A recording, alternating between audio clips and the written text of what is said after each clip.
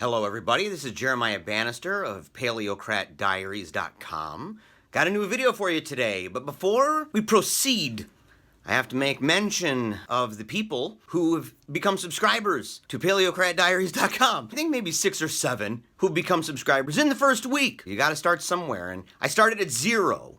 And so having 7 people, right, I'll take it. It's 1 a day. And I have to say this, I'm especially grateful for Dennis, who is the first person to donate money since I began this project to my children's education, which, by the way, is what this entire endeavor is about, at least as of right now. It's going to take, I would have to make a lot of money in order to fully do that. I think altogether it's about $5,000. I have it on our Patreon. It's also, of course, at Subscribestar. Links in the description below. Now, I was thinking, I got all this stuff after the videos I shared last week. I had a lot of requests. People wanted me to talk about why I would disagree with feminism, or what's my beef with intersectionality, or my views on fake news and whether Trump is in fact a perpetuator of fake news and not a legitimate critic. But I thought about it, I said, I don't want to be a reactionary. I don't want this site, I don't want this channel to be simply responding. I don't want to be a response YouTuber. And there's a lot of those out there. I like some of them, but I don't want to be that.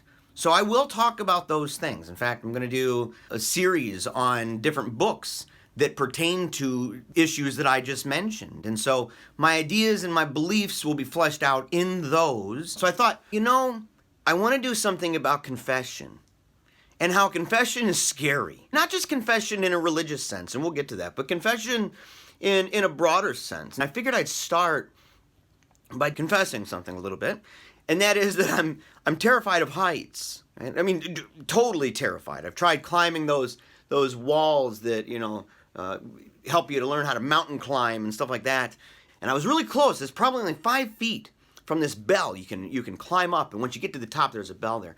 And I was about 5 feet away, and my legs were shaking like noodles. I mean, just totally ridiculous looking. And my kids were like, "What's the matter with your legs?" And they're screaming, "Are you gonna fall down?" I said, "No, I'm just coming down." And I was scared. I was scared to even go back down.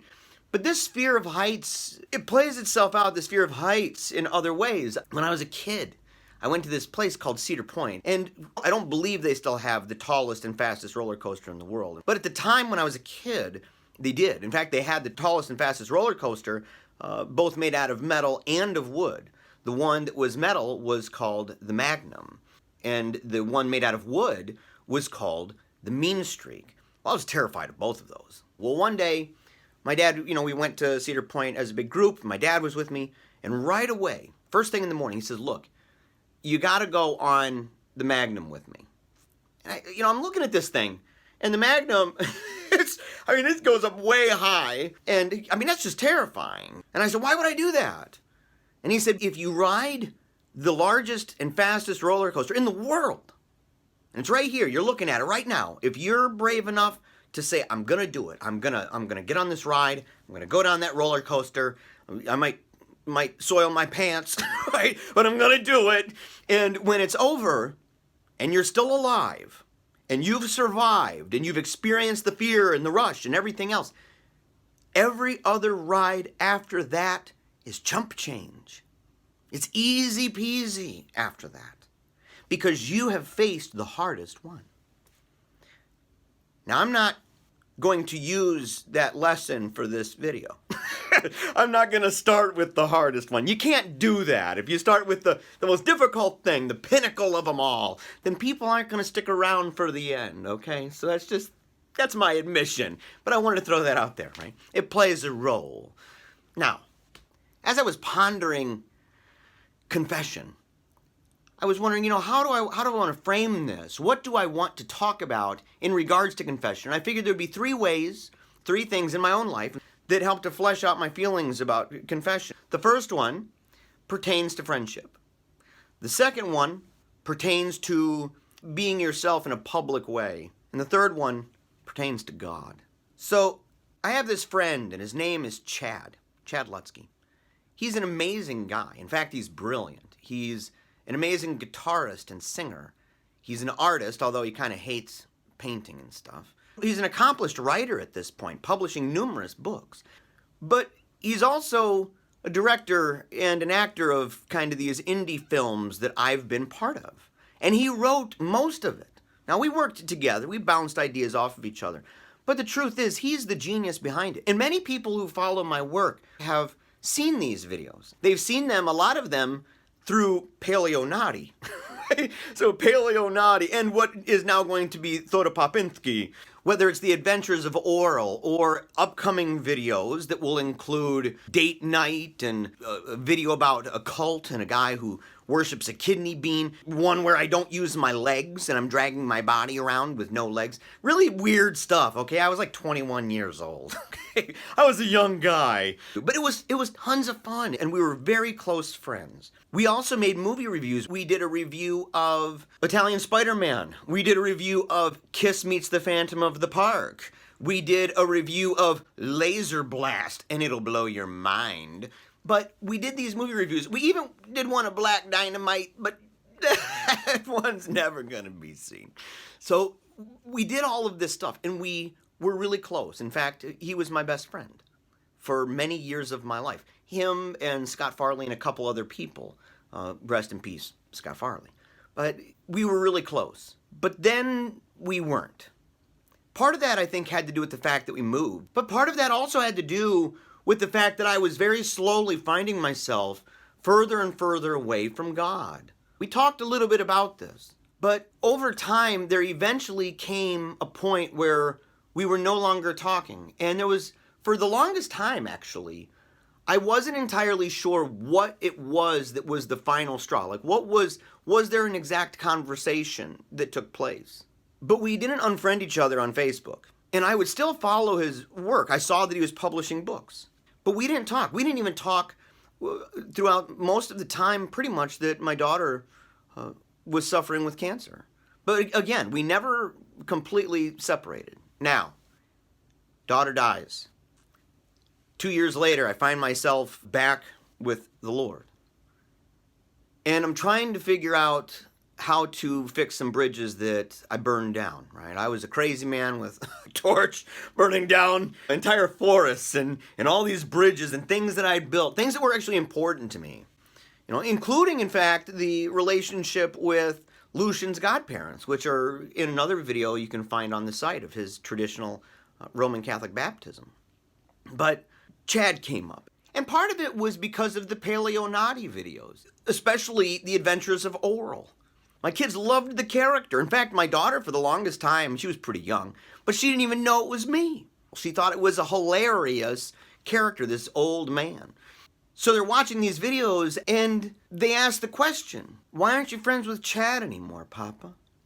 You know, they're really good at asking difficult questions. They are. And they pop up all the time. They're going to be in all these stories because they really are a huge motivating factor in my life. They urge me on to be a better man. But I had to think it through. And it stuck with me. I didn't respond right away. You know, it took probably another month of really thinking this stuff through. And eventually I made a decision. I said, you know, I've got to say something. I have to overcome the sense of pride that wants to blame the other person or expect that the other person make the first move.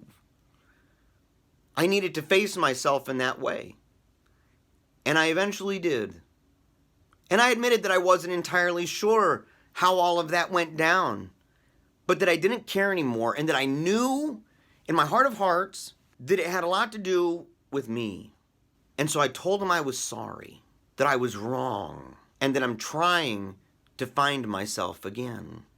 The second instance of confession has to do with something very recent, in fact. In fact, with the video I mentioned earlier pertaining to my MAGA hat and the InfoWars shirt in public and the interaction that took place with a guy very upset over that.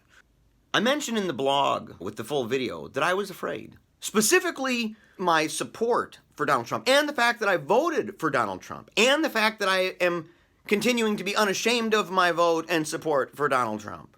But what was interesting about this is I had talked a lot about my beliefs that would give an indication that I did, in fact, support the candidacy of Donald Trump. And I had a radio program. I had a website where I would occasionally blog, not often. I would tweet regularly about these issues. In fact, there was a long time before Scott McConnell of American Conservative Magazine reached out to me and said, look, you should consider backing off of Twitter for a while. And he did. And it was an awesome thing. I'm actually super grateful for that. And I wrote a response back to him, and I'm really grateful that he's continued to follow me. And that he's anticipating the publication of the book about my daughter's life and death with childhood cancer. But I talked about these beliefs. I talked about the nation state, my opposition to open borders, this idea that we just travel, it's an arbitrary line, blah, blah, blah. I've been opposed to that forever. I've talked openly about my belief in American economics. People have called me a protectionist. I have been anti-war for a long time, talking about neocons and neoliberals and people who geopolitically want to get involved in all of these problems around the world and feel that it's incumbent upon us to not only be involved, but to lead the way and sacrifice American lives for these things. I've opposed lobbyists. I've opposed the establishment of the political parties. I've been critical of third wave feminism.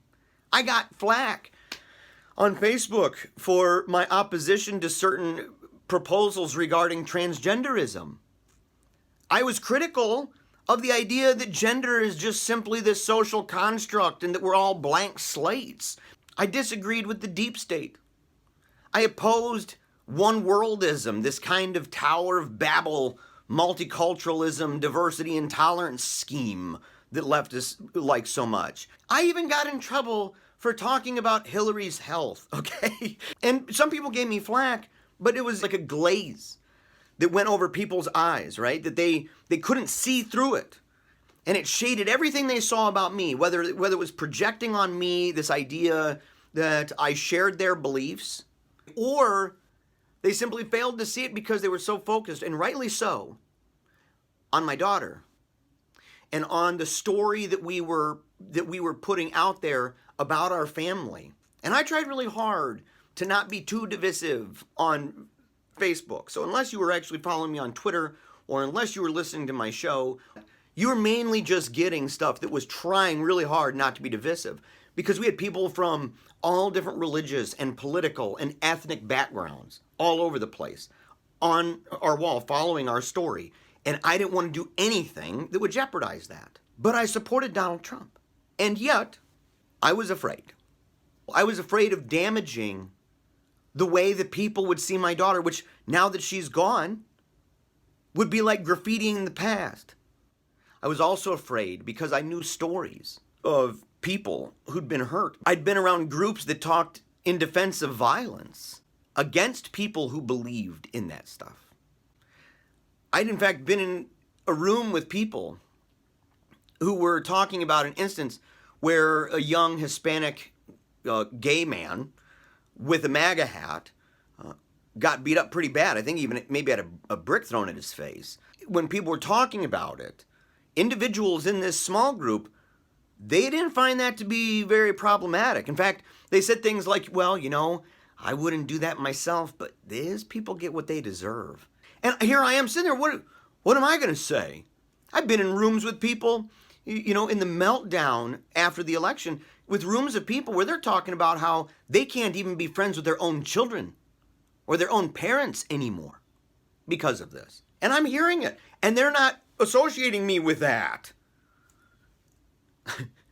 So I was legitimately afraid. I was afraid of the fallout. I was afraid of the violence. But I eventually had to get to the point where I confessed this, where I confessed it to myself. Not just to other people, but to me.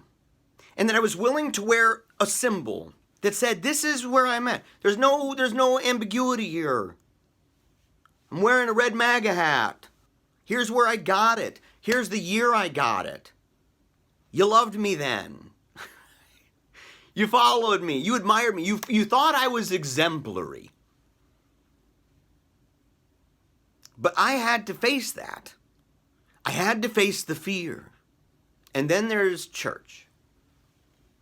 I remember when we first started going to church that I wasn't entirely there. I wasn't there in my heart. But we would go to church, and week after week, and we would get to the point, right? The pinnacle of all the Mass, what it's all about, the sacrifice at the altar. And all of a sudden, everybody's walking up, and our kids would look over, and they would see it. And they would see all of the people.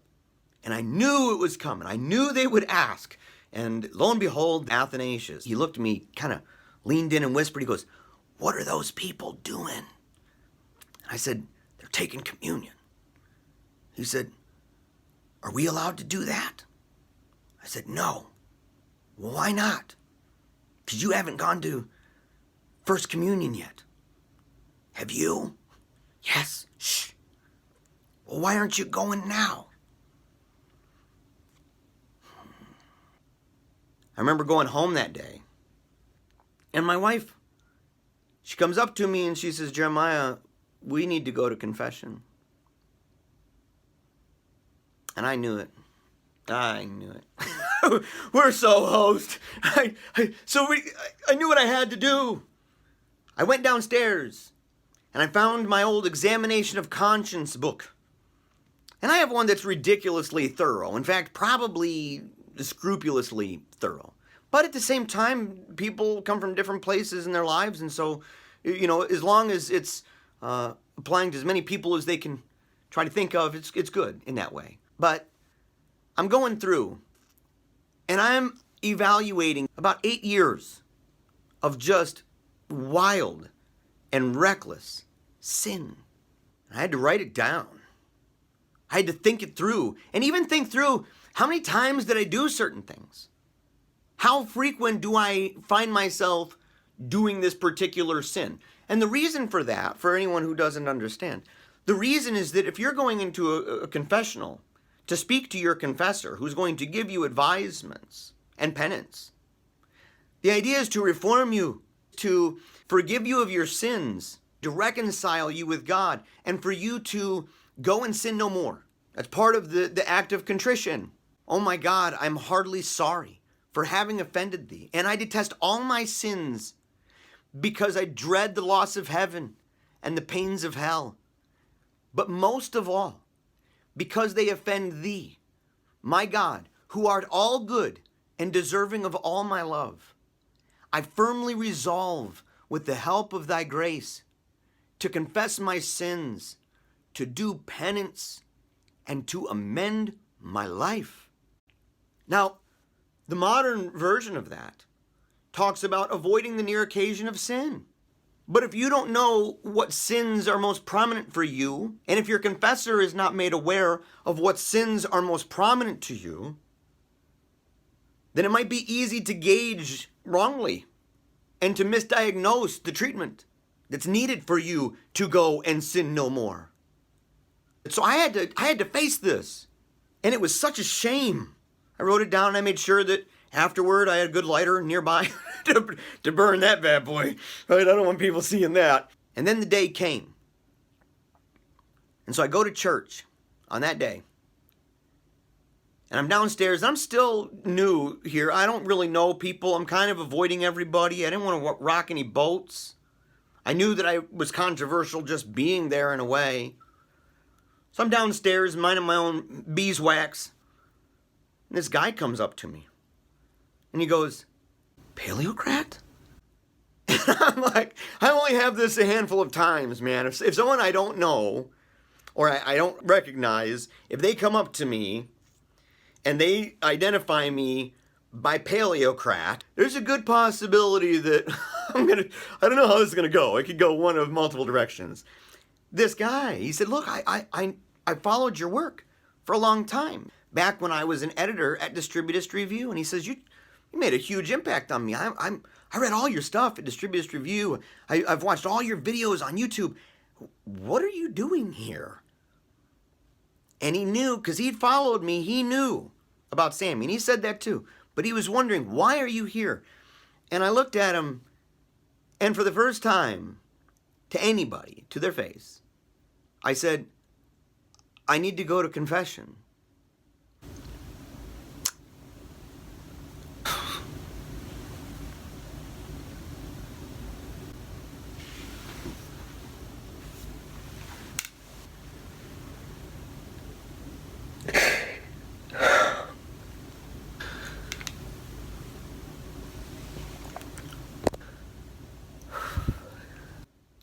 he ran to the door.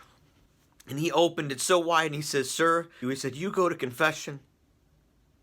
And he said, "I'm so glad you're here." But then I had to stand in line.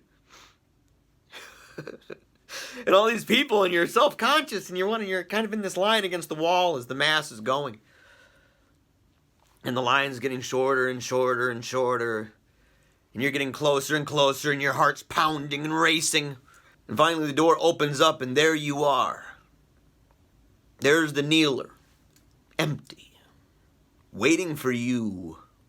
So I knelt down at that kneeler, and I poured my heart out. I said every single dirty, rotten, terrible, blasphemous, heretical thing. Every bit of it. Perversion, betrayal, deceit, sin. And I cried and cried and cried. When I was done with that act of contrition, the priest on the other side, he asked if he could see me. Now, I'm not accustomed to this, by the way. But this was in a room where you could walk around the screen and still have the privacy of the door behind you being closed. And like the priest on Christmas Eve, he looked me in the face and he says, "Welcome home, prodigal son.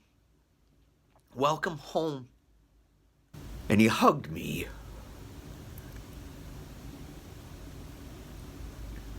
I went back to the pew. I looked over at my wife, who had also gone to confession, and she smiled and nodded at me as she was fumbling with a rosary in her hand. My kids grabbed my arms and they snuggled their faces against me. I was forgiven. In each and every one of these stories, there was something that I was afraid of. The sense of pride, a desire to hide, and a dread, a recoiling at what I would find if I looked inside myself. I was afraid of what I'd denied, and I hated the fact that it happened after my daughter had died. And yet in all of this, when everything was said and done, I had restored a long-lost friendship. My sense of self-respect and identity, in fact, had been restored. And more than all of that, my faith in God. So I encourage you, if you have broken friendships, if you're afraid of what people may think of you, if you've been hiding things from your friends and family or your coworkers and your classmates, or if you've been away from God, ask yourself the difficult questions. Slay your pride, and more than anything else, face the confessional. Stare down that kneeler. Examine your conscience. Reveal the sin in your life to yourself and confess it. Because the truth is, like the lesson I learned from my dad at Cedar Point, that's the Magnum. That is the tallest roller coaster, the fastest one in this theme park that we call life. And if you can brave that, if you can brave the heights, and if you can brave the speed of confession to God, then every ride after that isn't nearly as scary. Love this video? What a coincidence! I do too! Now head on over to Paleocratdiaries.com for more videos, blogs, book and movie reviews, even Team Tiny Dancer stuff. And don't forget to check out our new members and services pages. It's how I pay for my kids to attend Catholic school. Until next time, Memento Mori.